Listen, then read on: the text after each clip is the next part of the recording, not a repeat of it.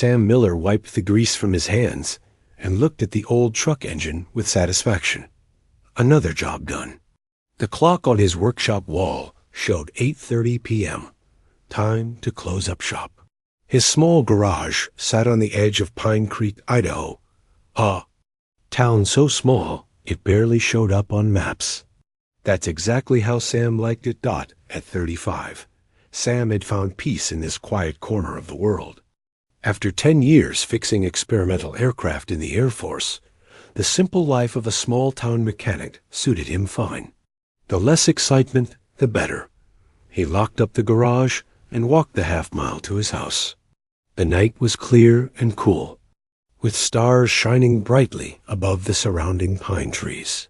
Sam's property stretched over 20 acres of woods and meadows, far from nosy neighbors.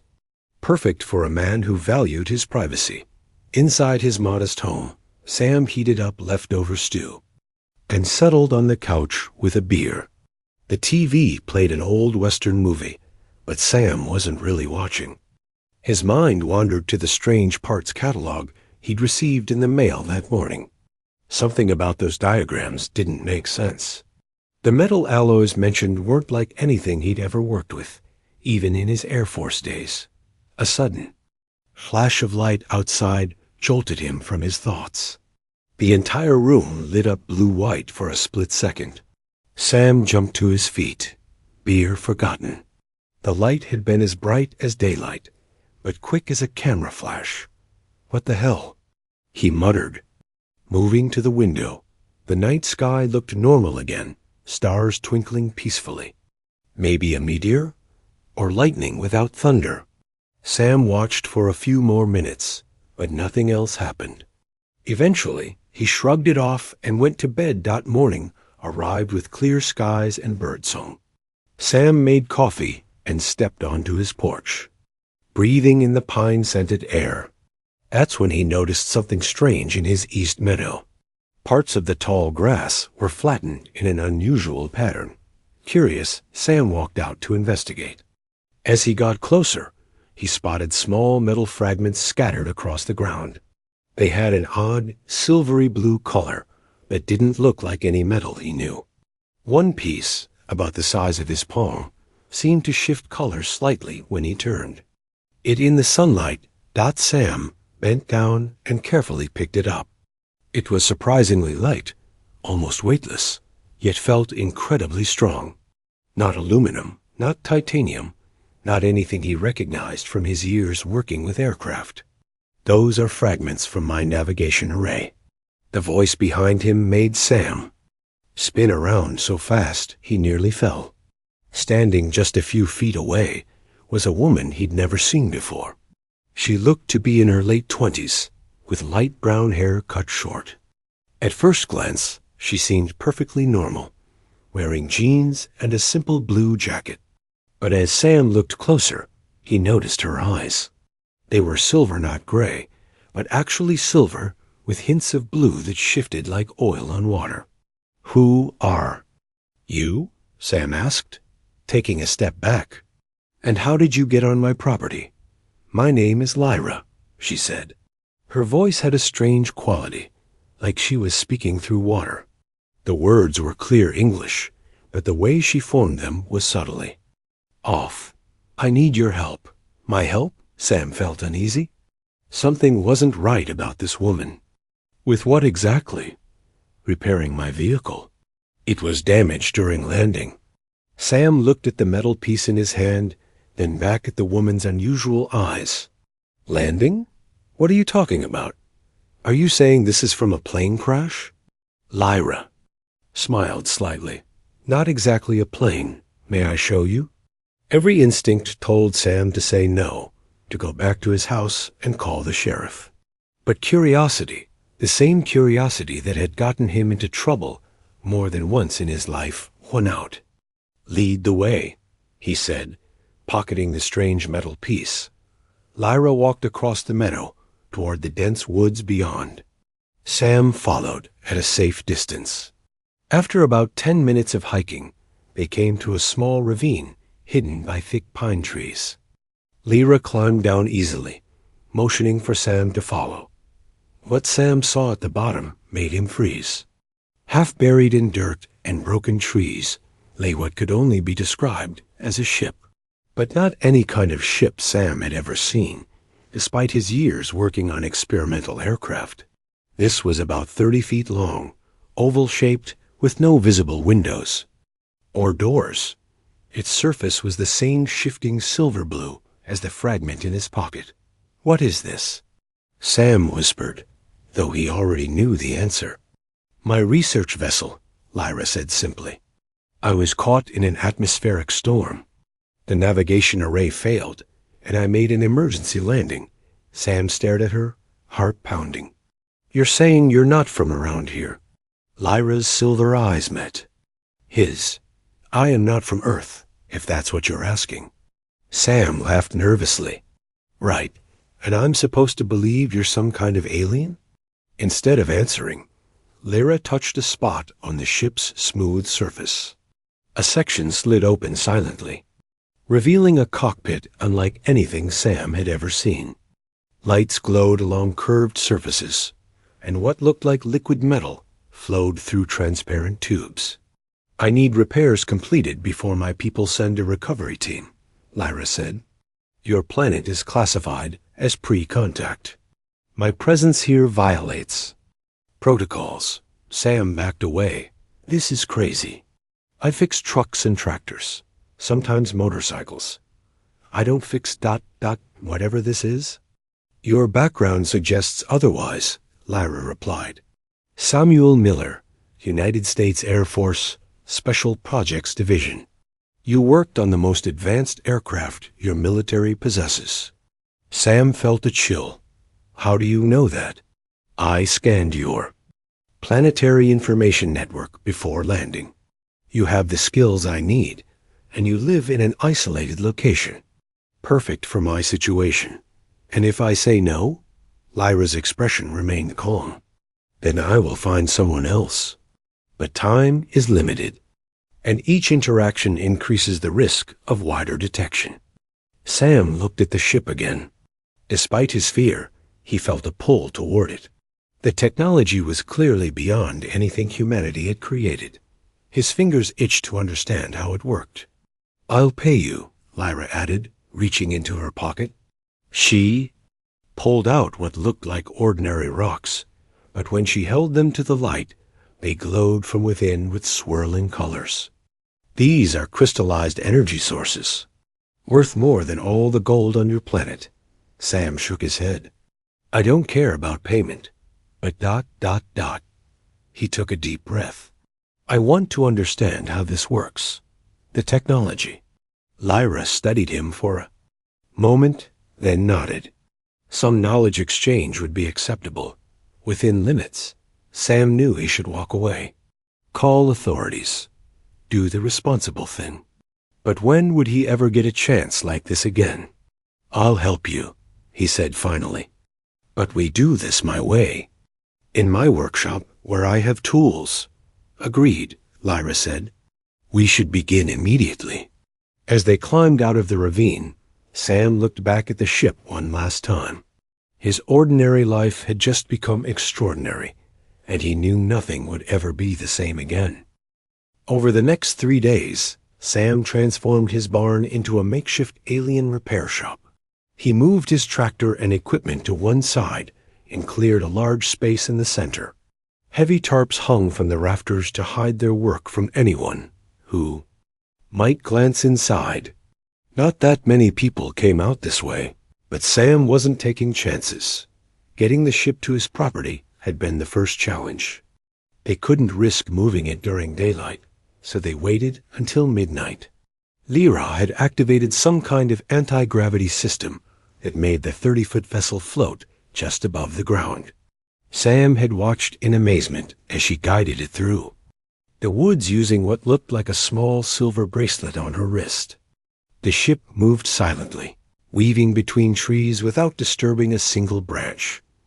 Now the alien craft sat in the center of his barn, its metallic surface gleaming under the work lights Sam had installed. He ran his hand along the smooth hull.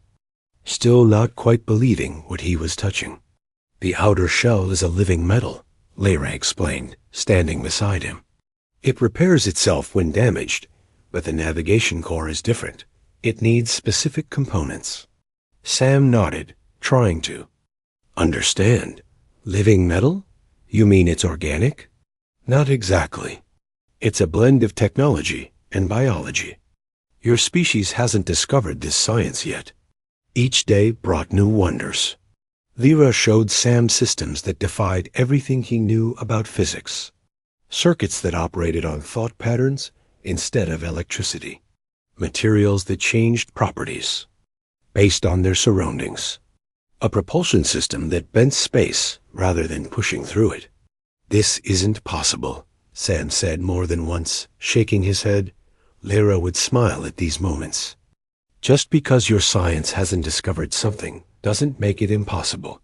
Sam learned more about Lyra, too. Her people, the Ardani, had been exploring space for thousands of years.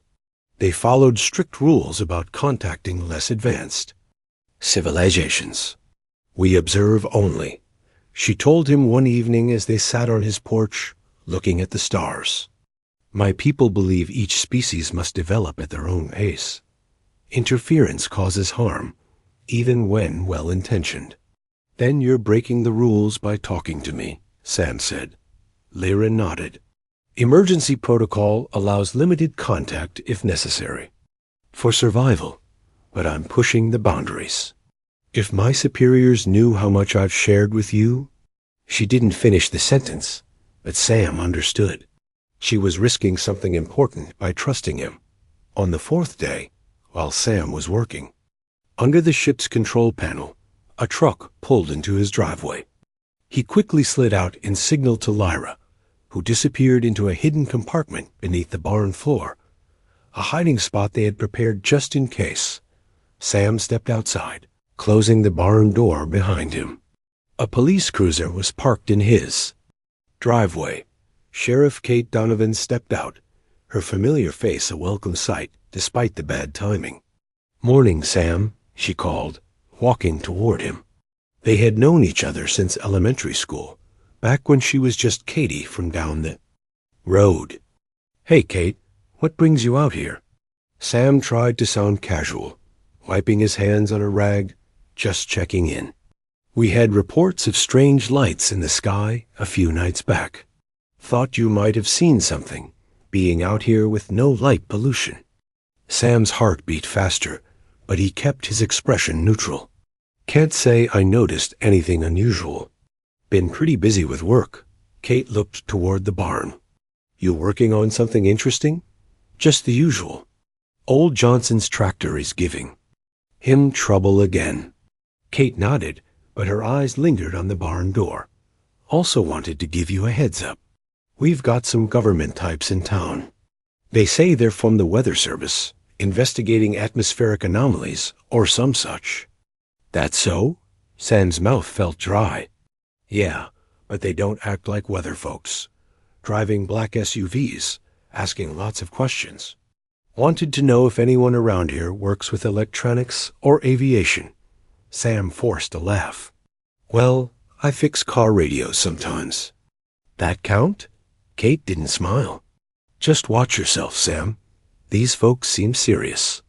They've been looking at maps of the area, focusing on remote properties." She paused. "Like yours." After Kate left, Sam rushed back to the barn. Lyra emerged from her hiding place, her silver eyes concerned. "We need to work faster," Sam said, explaining about the government agents. Lyra nodded. "The navigation core is almost repaired, but I need specialized equipment for the final calibration." Sam thought for a moment. "I might know someone who can help.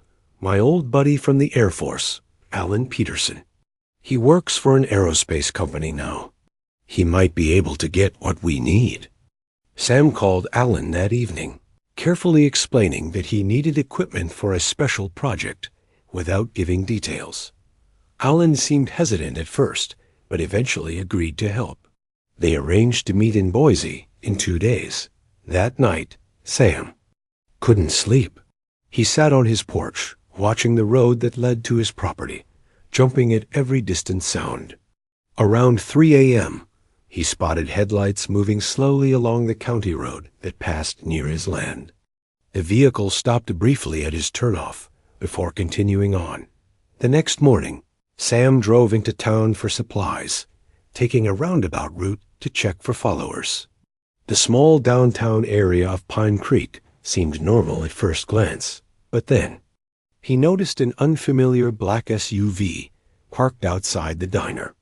Through the window, he could see two men in suits talking to the owner at the hardware store. The clerk mentioned the government weather scientists who had been asking questions. They were interested in anyone who might have picked up metal debris lately. Said it was from a weather balloon. You seen anything like that, Sam? Sam shook his head and quickly paid for his items. When he returned home, he found Lyra working on a small device she had assembled from parts of his old radio and what looked like pieces of her ship. What's that? He asked. A scanner, she replied. It will detect surveillance equipment.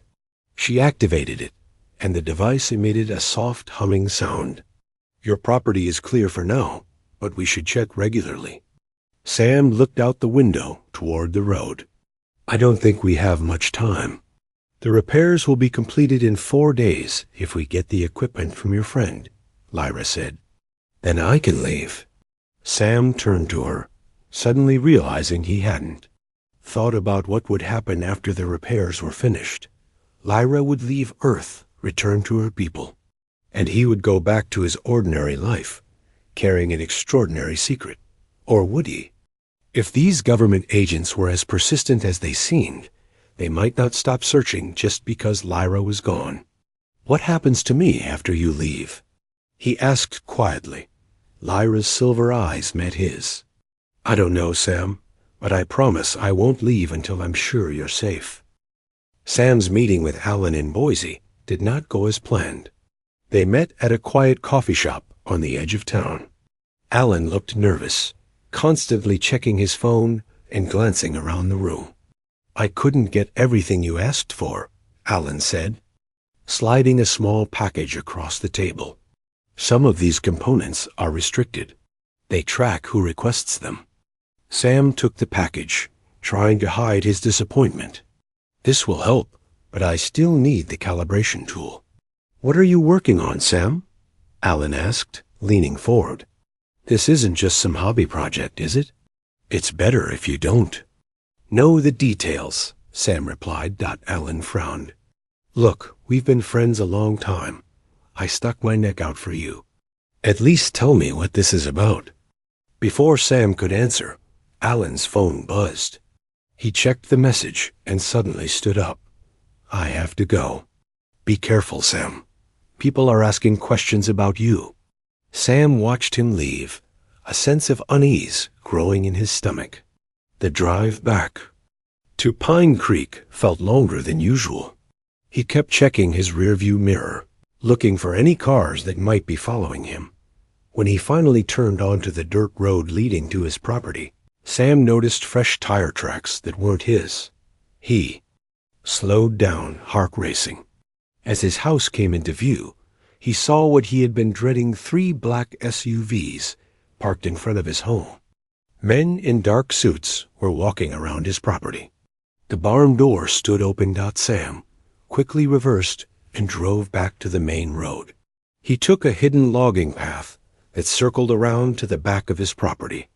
After hiding his truck behind a stand of trees, he moved through the woods on foot, staying low and quiet. From the cover of the trees, Sam could see more clearly what was happening. At least 8 men were searching his property. They had equipment set up outside the barn computers and what looked like scanning devices. A tall man with gray hair seemed to be in charge, giving orders to the others. Sam circled around to the old storm cellar that opened into the crawl space beneath his house. It was his emergency entrance, hidden by bushes and rarely used. He slipped inside and crawled through the narrow space until he reached the trapdoor that led into his kitchen pantry. listening carefully for any movement above. Sam slowly pushed open the trapdoor and climbed into his house. He moved silently to the window and peeked outside. The men were focused on the barn.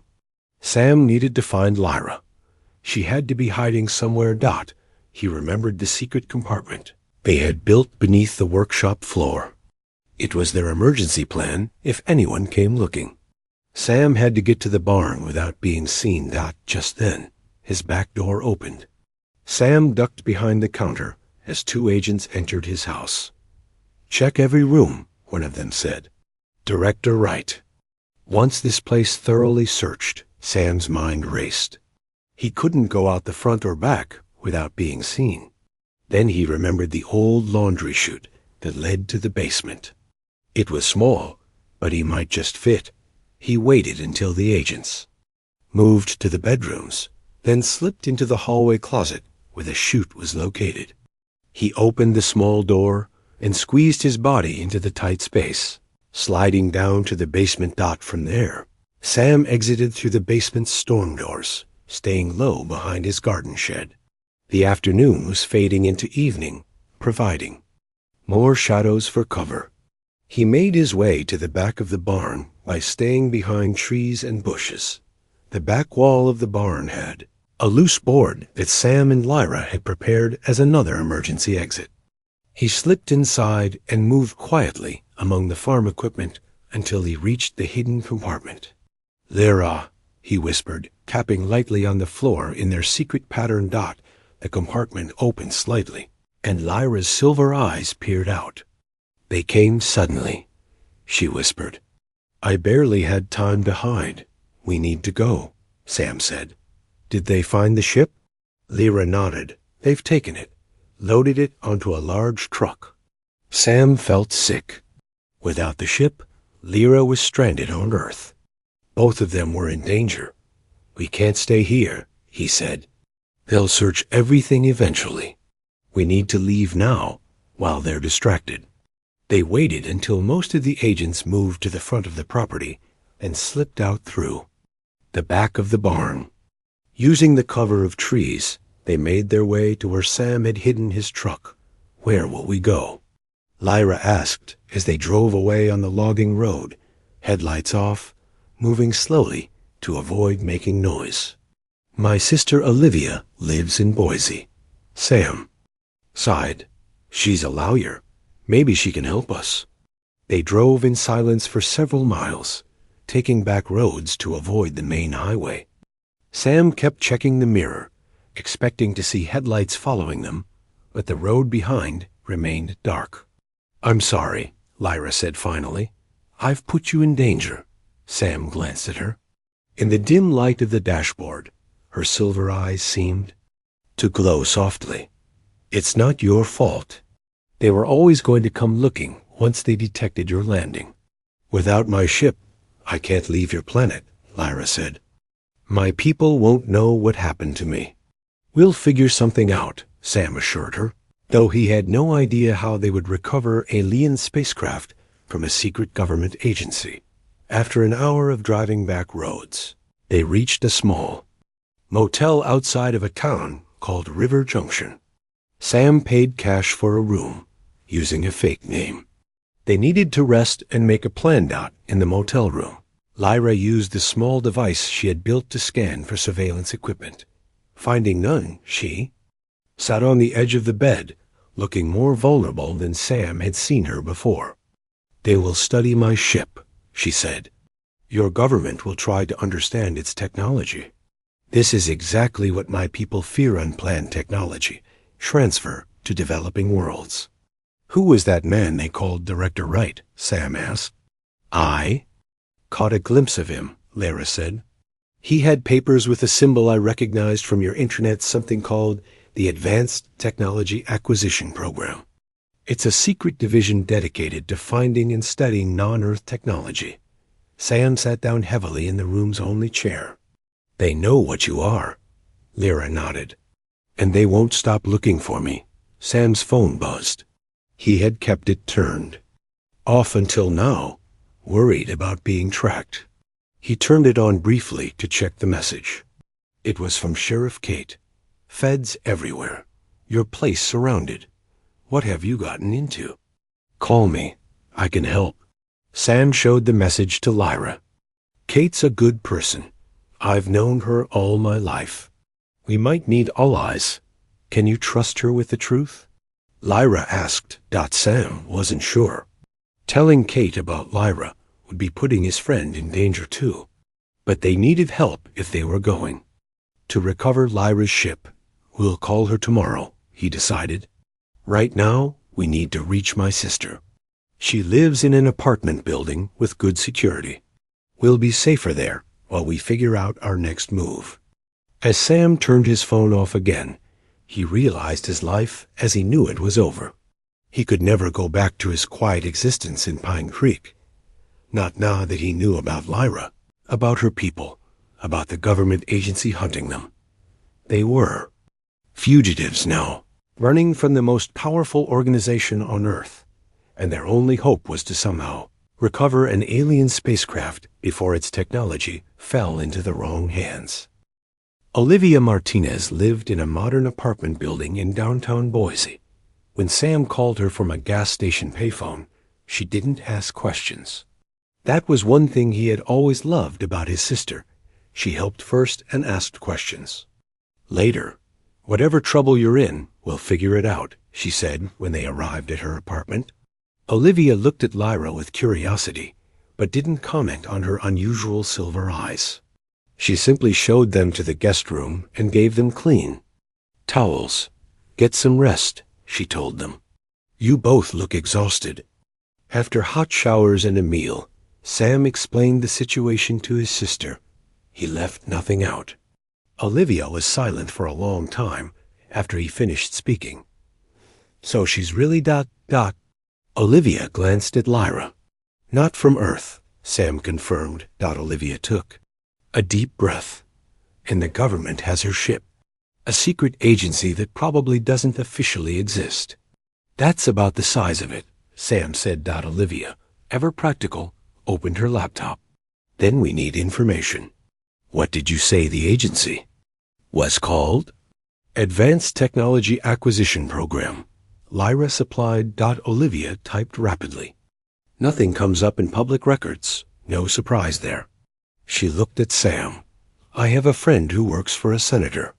She might be able to find something without raising flags. While Olivia made calls, Sam contacted Sheriff Kate using a prepaid phone they had bought. He was careful not to mention where they were or give too many details. The feds are still crawling all over your place, Kate told him. They're calling it a matter of national security. Sam, what have you gotten mixed up in? Sam hesitated. It's complicated, Kate. I need to know if I can trust you completely. There was a pause on the line. You know you can. We've been friends since we were kids. Even if it means going against the federal government? Kate's voice was firm. If you're in trouble, I'll help you, but I need to know what I'm getting into. Sam arranged to meet her the next day at a park in Boise. It was risky, but they needed allies. That night, as Olivia worked on her laptop in the living room, Sam and Lyra stood on the balcony looking at the stars. Can your people track your ship? Sam asked. Lyra shook her head. Not without the beacon, which was damaged in the crash. That's why I needed your help to repair it. So they don't know where you are? They know I was sent to observe Earth. If I don't return or communicate, they'll assume something went wrong. But they won't risk sending another ship without more information. Sam leaned against the railing. What will happen if humans get your technology? Is it dangerous? Lyra was quiet for a moment. Any technology can be dangerous in the wrong hands. My ship's drive system could provide clean energy for your entire planet, or could be weaponized to devastating effect. And this Director Wright seems like the weaponizing type, Sam said grimly. The next morning, Sam met Kate at the park. He went alone, leaving Lyra with Olivia. Kate was in civilian clothes, sitting on a bench near the duck pond. She looked tired. You look like hell. she said as he sat down beside her. Been a rough few days, Sam admitted. Kate didn't smile. They're saying you stole government property, that you're a threat to national security. That's not true. Then tell me what is true, Kate said. All of it. Sam told her everything, just as he had told Olivia. When he finished, Kate stared at the pond, watching the ducks swim. If anyone else told me this story, I'd think they were crazy, she said finally. But you believe me? Kate nodded slowly. I saw the ship before they took it away. It wasn't like anything I've ever seen. She turned to face him. And I saw the way those agents operated. This isn't about national security. Something else is going on. Will you help us? What's your plan? Sam leaned closer. We need to find where they took the ship. Lyra thinks if she can access it, even briefly, she can activate a homing signal that will tell her people she's in trouble. Kate thought for a moment. I overheard the agents talking about a facility in the desert. I think they took it there. Back at Olivia's apartment, they gathered around the dining table. Olivia had news from her contact in the senator's office. The Advanced Technology Acquisition Program is real, she said. It's a black-budget operation run by a man named Henry Wright. They answer to almost no one, and they have facilities all over the country, including one in the desert near here? Sam asked. Olivia nodded. About 60 miles southwest, near the Oregon border. It's officially listed as a weather research station. That's where they'd take the ship, Lyra said. How do we get in? Sam asked. It's bound to be heavily guarded. Kate pulled out a map. I did some digging. The facility is surrounded by security fences and cameras. But there's a maintenance entrance on the east side that might have less security. Lyra looked at the map. I need to get within 50 meters of my ship to activate the emergency beacon. This is crazy, Olivia said. We're talking about breaking into a government black site. Do you have a better idea? Sam asked. Before Olivia could answer, her phone rang. She checked the number and frowned. It's Alan Peterson. How did he get my number? Sam felt a chill. Alan knew Olivia was his sister, but they had never been close. Why would he be calling her now? Olivia put the phone on speaker. Hello? Olivia, it's Alan Peterson, Sam's friend. Is he with you? It's urgent I speak with him. Sam signaled for Olivia to play along. No, I haven't seen Sam in weeks. What's this about? There was a pause. If you hear from him, tell him he's in danger. The people looking for him, they're not who they seem. Tell him I want to help. After Olivia hung up, they all looked at each other. It could be a trap, Kate said. Or he could genuinely want to help, Sam replied. He's worked with these people. He might have access to the facility. Can we risk trusting him? Olivia asked. Sam thought about his old friend. Alan had seemed nervous at their meeting, but not dishonest. And they needed all the help they could get. I'll call him, Sam decided. But we'll meet somewhere public, and I'll go alone. No, Lyra said firmly. We stay together. It's too dangerous otherwise. Sam looked at her, surprised by her intensity. In the days they had spent together, Lyra had become more than just an alien he was helping. She was a friend, someone he cared about. Okay, he agreed. We'll all go, but we'll be careful. As they made plans to meet Alan, Sam realized how much had changed in just a week. His quiet life was gone. Now he was planning to break into a secret government facility with a sheriff, a lawyer, and an extraterrestrial. And somehow, despite the danger and uncertainty, he felt more alive than he had in years. They met Alan at a crowded shopping mall food court. Safety in numbers, Sam had insisted. Kate positioned herself at a nearby table, pretending to read a newspaper. Olivia walked the perimeter, watching for anything suspicious. Alan arrived alone, looking nervous but determined. He sat across from Sam and Lyra, his eyes widening slightly at Lyra's unusual appearance. "Thank you for meeting me," Alan said quietly. "I've been trying to find a way to contact you." "Why?" Sam asked directly. "Last time we met, you seemed afraid to help." Alan leaned forward. "Because I didn't know the full story then. I do now." He glanced at Lyra. "I know what she is.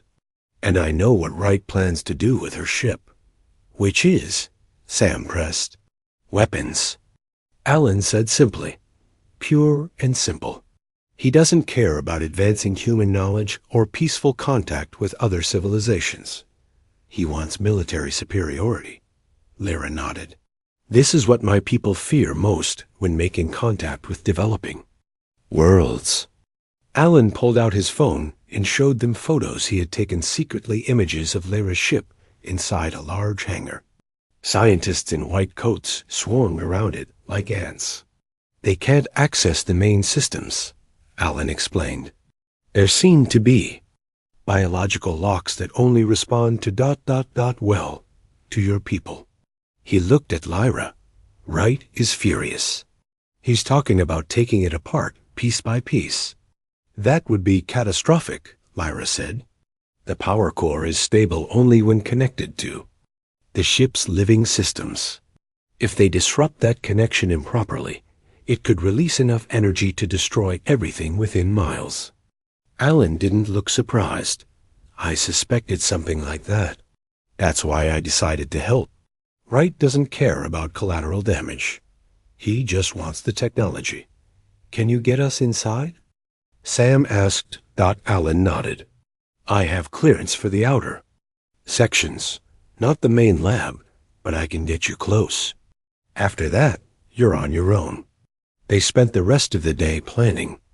Alan drew maps of the facility from memory. Kate used her police contacts to learn about patrol schedules. Olivia prepared legal documents just in case. "If we're caught," she explained, "these papers show we're filing a whistleblower case about illegal government activities. It might not help much, but it gives us some protection." That night, as they prepared to leave, Sam found Lyra standing alone on the balcony again, looking at the stars. "Are you ready?" he asked, joining her. "Yes," she said. "But Sam, there's something I need to tell you." He waited, watching her silver eyes reflect the city lights. "If I can activate the emergency beacon, my people will come. But when they do ... She hesitated. "I will have to leave. Immediately." Sam had known this was coming, but hearing it still hurt. "I understand." "You could come with me," Lyra said suddenly. "My people would be fascinated by you. The first human to make official contact." Sam stared at her, surprised by the offer. Leave Earth? Travel to the stars? It was both terrifying and exhilarating to consider. "Let's focus on getting your ship back first," he said. "Then we can talk about what comes next." The desert facility looked exactly as Alan had described, a cluster of plain buildings surrounded by high fences, with security cameras mounted at regular intervals. They arrived just after midnight, parking their vehicles a mile away and approaching on foot. Alan used his ID card to get them through the outer gate. They moved silently across the compound, staying in the shadows. So far, everything was going according to plan. "The hangar is through there," Alan whispered, pointing to a large building ahead. "But I can't get you inside. My clearance doesn't freeze hands where I can see them." Bright lights suddenly flooded the area. Armed guards appeared from all directions, weapons aimed at them. Sam raised his hands slowly, heart sinking. Director Wright stepped forward from behind the guards, a thin smile on his face. "Mr. Miller, we've been expecting you." They were taken to a small conference room. Armed guards stood at the door. Wright sat across from them, looking pleased with himself. "Did you really think we wouldn't be monitoring Alan's communications?" "After your little meeting in Boise?" Wright asked. We've been tracking you since then, waiting to see what you would do." Alan looked devastated. "I had no idea." "Of course you didn't," Wright said dismissively. He turned his attention to Lyra. "Now, I finally have both the ship and its pilot. This is a good day for human advancement." "You don't understand what you're dealing with," Sam said. "The technology in that ship is going to make this country untouchable," Wright interrupted. "Imagine weapons that can strike anywhere on the planet in seconds. Clean energy that will make oil obsolete. Materials stronger than anything on Earth. At what cost?" Kate asked. "How many people will die if you get this wrong?" Wright shrugged. "Progress always has a price." "You're making a mistake," Lyra said calmly. "My people monitor all unauthorized technology transfer. If you attempt to weaponize my ship, they will consider it an act of aggression." Wright laughed. "Your people have no idea where you are. And once we understand your technology, we'll be ready for them." A young scientist entered the room and whispered something to Wright. His expression changed from smug to concerned. "What do you mean, it's activating?" he demanded. "No one authorized any tests." The scientist looked nervous. "Sir, it just started. On its own. The core is powering up." Wright turned to Lyra. "What did you do?" She smiled slightly. "Nothing. My ship's emergency protocols activate automatically when it detects unauthorized access. It's calling for help." Alarms began to sound throughout the facility. Wright rushed out, barking orders to his guards.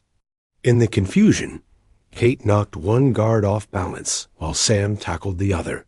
They ran from the room, racing down corridors toward the hangar where the ship was kept.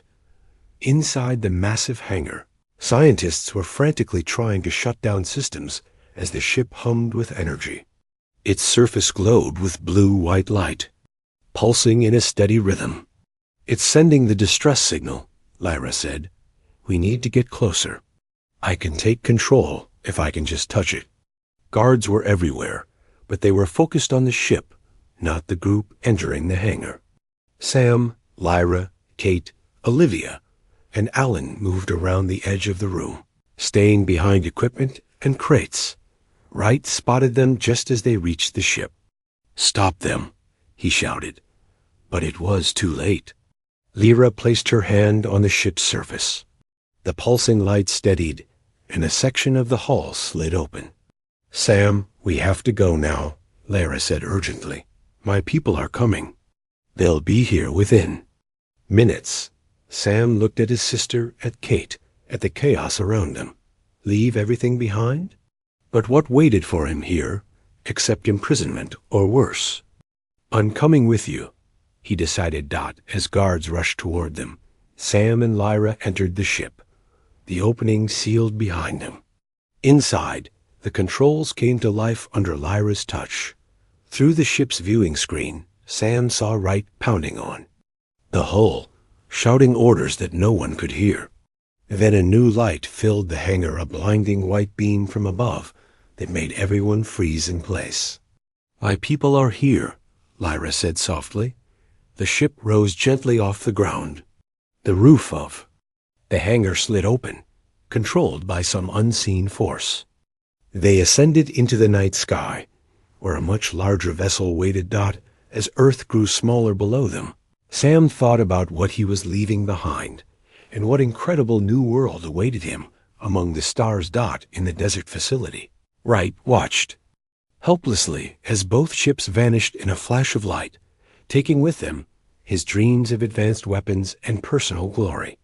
And in a small town in Idaho, a local newspaper reported a strange story about a mechanic who disappeared around the same time as an unusual meteor shower, a story that most people read and quickly forgot. Just another small-town mystery in a world full of unexplained events. But Sheriff Kate Donovan knew the truth. And on clear nights, she would sometimes look up at the stars and wonder what adventures Sam Miller was having out there in the vastness of space.